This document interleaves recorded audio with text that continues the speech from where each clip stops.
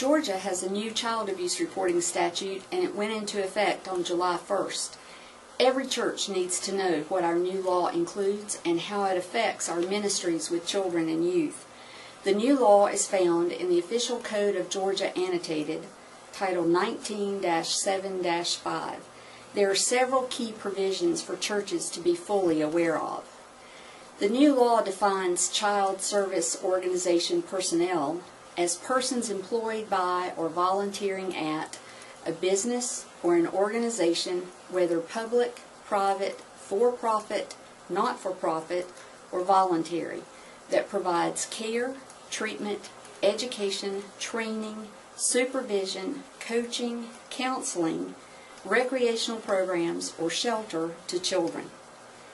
Then, the law states that child service organization personnel having reasonable cause to believe that a child has been abused shall report or cause reports of that abuse to be made as provided in this code section. Therefore, under the new law, all of our volunteers and staff members in ministries with children and youth are mandatory reporters of child abuse. Under the new law, there are requirements that reports of child abuse be made no later than 24 hours from the time there is reasonable cause to believe a child has been abused. The reports need to be made by telephone or otherwise and followed by a report in writing, if requested, to a child welfare agency providing protective services, as designated by the Department of Human Services, or, in the absence of such an agency, to an appropriate police authority or district attorney. Our ministry's leaders must know the DFAC's office or the sheriff's office contact information so that the appropriate reports can be made within the law's time limits. You may report to your county DFAC's office, or you may call 1-800-CHILDREN. That's 1-800-CHILDREN. The new law does require us to report child abuse, but it does not require us to notify the individual who is the suspected perpetrator of abuse.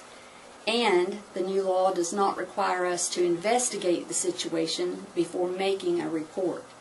In fact, the best practice for us is to report to the proper authorities and leave the investigation to them.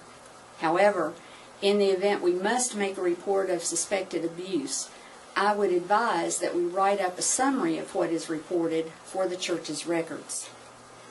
You can find the complete text of the Georgia Child Abuse Reporting Law in House Bill 1176. It's posted online at www.legis.ga.gov.